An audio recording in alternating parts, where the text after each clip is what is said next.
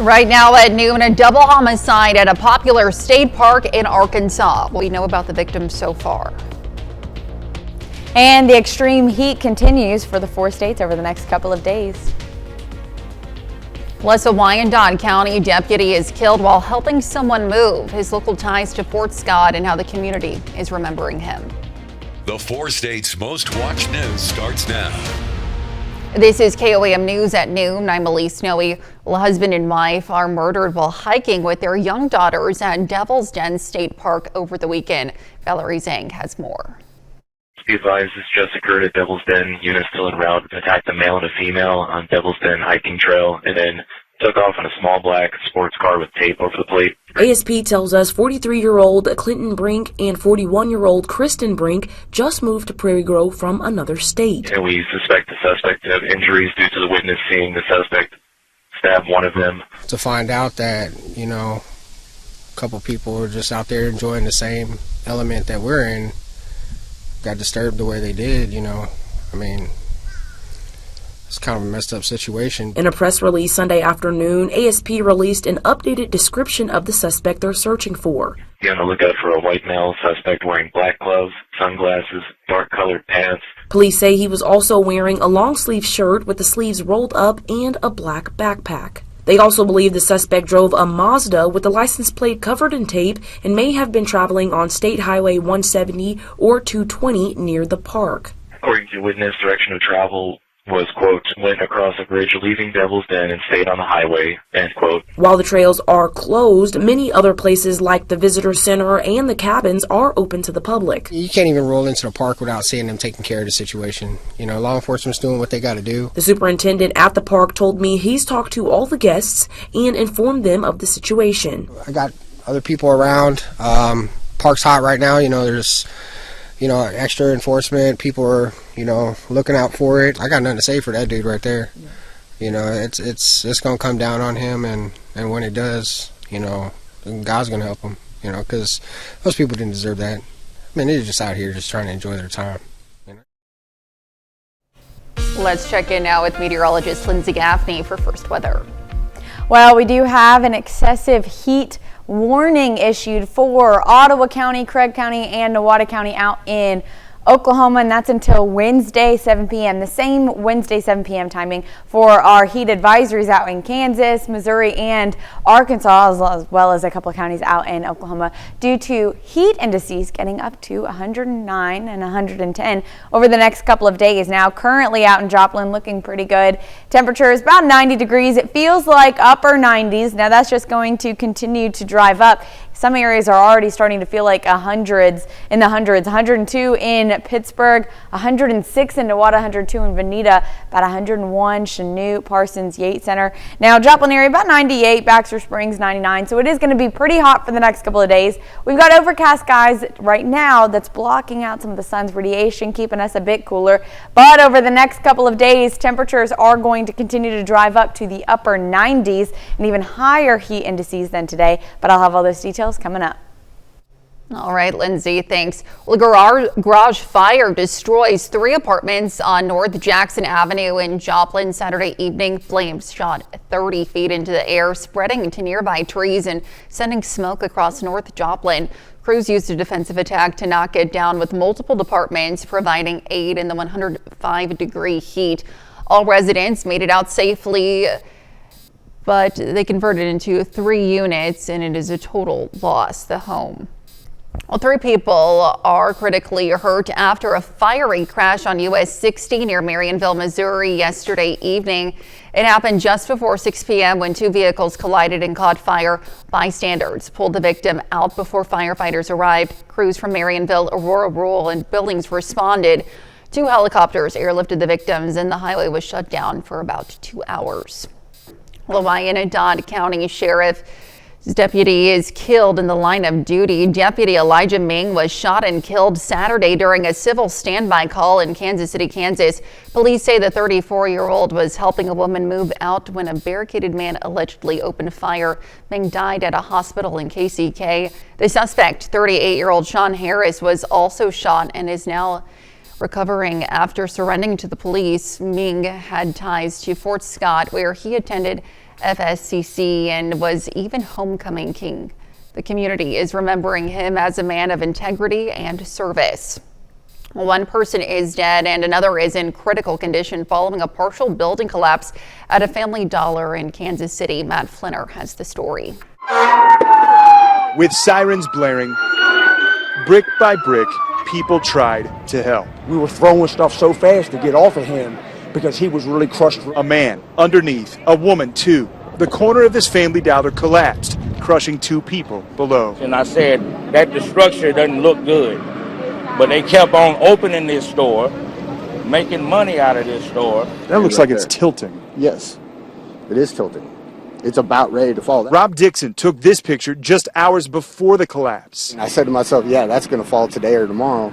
And the next thing I know, I hear it fall. Dixon took this video Friday. It looked the same. And the roof's about ready to collapse. KMBC9 Investigates found it was the same day a resident lodged an official complaint with the city, saying the building was tilting. I know you had mentioned that. Definitely that's an investigation needs to occur to understand what has led up to this. Mayor Pro Tem Raina Park Shaw says she'll be asking questions in the days ahead. KMBC9 Investigates will too, including why the building was not shut down sooner. My heart goes out to them and their family. Who needs to be held accountable for this? Family Dollar, the city, whoever. Somebody has to be accountable. Well, in Michigan, at least 11 people were treated at a hospital after a mass stabbing incident Saturday at a Walmart in Traverse City. The Grand Traverse County Sheriff's Office says it appears the victims were attacked at random. 11 people are injured. A 42-year-old man is in custody. Michigan authorities are seeking to file terrorism charges. Well, nervous moment Saturday for passengers on board an American Airlines flight heading to Miami from Denver. The Federal Aviation Administration says the 173 passengers and 6 crew members were forced to evacuate on the runway prior to takeoff at Denver International. American Airlines blamed a possible problem with the landing gear and said before boarding, the plane had experienced a maintenance issue involving a tire. Everyone got out the plane safely, and one person was taken to the hospital with a minor injury. The FAA is investigating. Well, after President Trump announced a trade deal with the EU over the weekend, China is up next at the negotiating table. U.S. and Chinese officials are holding talks today in Sweden, their 3rd meeting this year. The Trump administration had proposed tariffs of up to 145% on Chinese goods, but the president says a deal is close at hand. And coming up, a Northeast Oklahoma Veterans Museum is expanding. We'll take a look. And later, we're making blueberry lemonade in the Mr. Food Test Kitchen.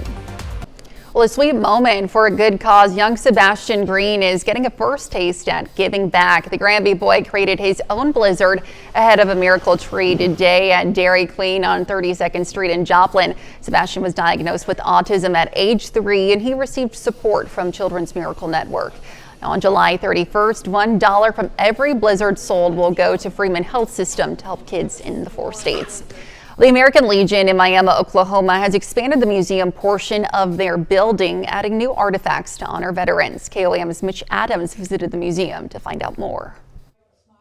It's not all local. This stuff comes from across the country. A newly expanded museum housed in the Miami American Legion displays impressive artifacts spanning from the Revolutionary War to conflicts in Afghanistan. The recent expansion has happened within the last 6 months, where we've added 1,000 square feet to our existing museum that we had. So now we're up to about 2,800 square feet of museum floor space to exhibit. The expansion aims to honor America's veterans by providing a space where their stories can be told and preserved. It also serves as an educational tool, offering the public a first-hand look at the realities of war through the belongings of those who lived it. Part of the history of keeping this history alive, well, I got a lot of cool stuff. I have sand here from the Normandy Beach that people have taken, that had actually brought back to me from Normandy Beach. I have various medals of different soldiers, and I've got uniforms from World War I.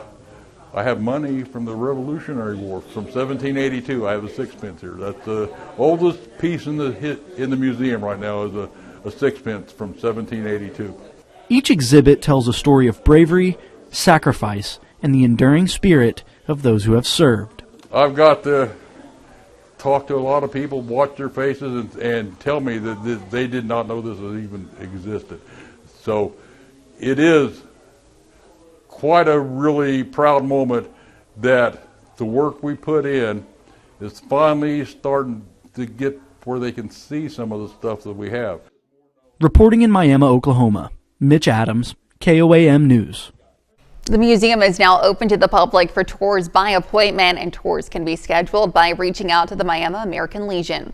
Well, still to come on KOAM News at noon, Mr. Food.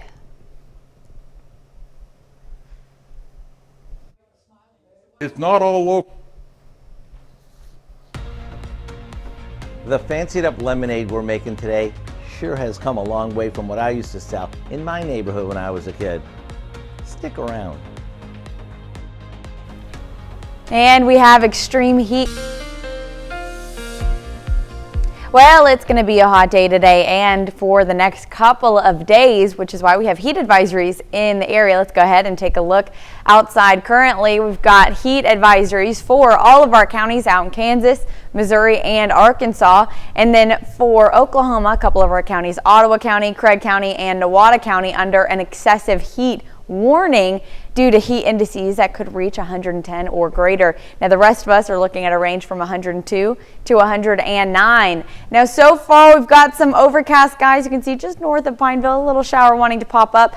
For most of us though, staying dry, but those cloudy skies do keep us a bit cooler, just a tad bit by a degree or two today compared to what we're going to see for the next couple of days. So taking a look at downtown Pittsburgh, you can see the cloudy skies, but not expecting any rain chances. Now current conditions out in Pittsburgh, about 90 degrees so far. It feels like 102 already. So we're feeling about 12 to 15 degrees warmer than our actual temperatures. Now for the rest of us overall today, getting up to 109 in Newada and Veneta and Grove.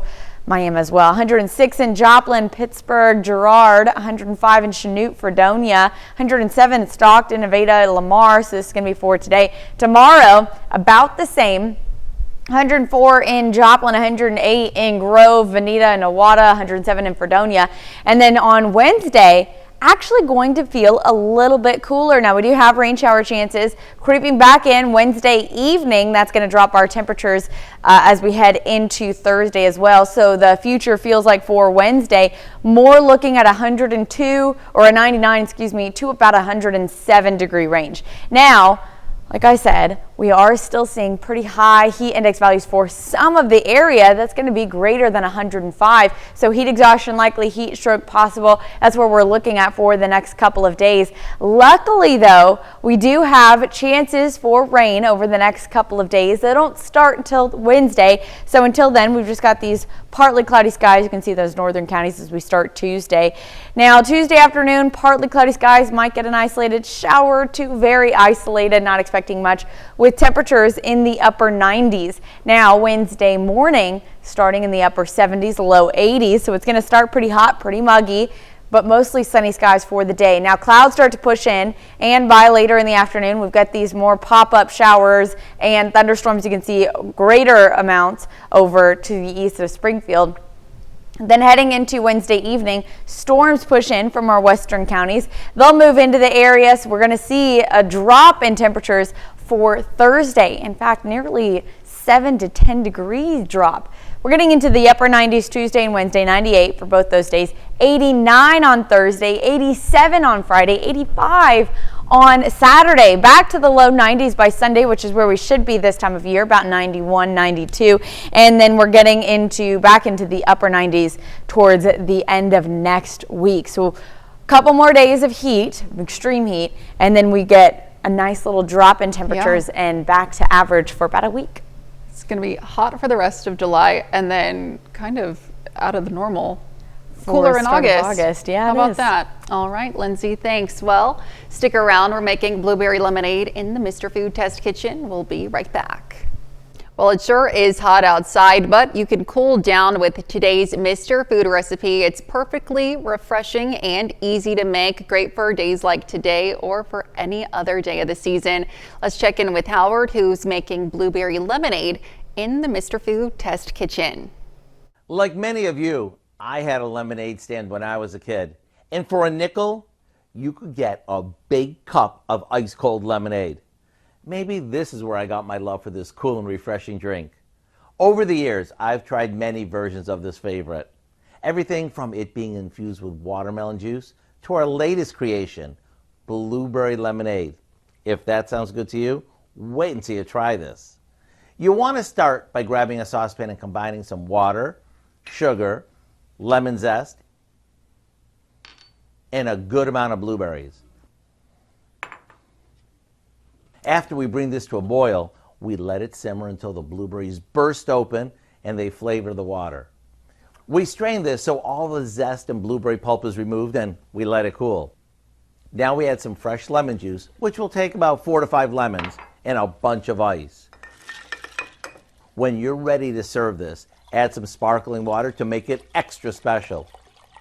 Top each with some fresh mint, more lemon and blueberries, and get ready for one of the most refreshing sippers you've ever had. Is it trendy? Yes. Is it easy? Yes. Is it a keeper? That would be a double yes. To get the recipe for our blueberry lemonade, all you have to do is visit our website.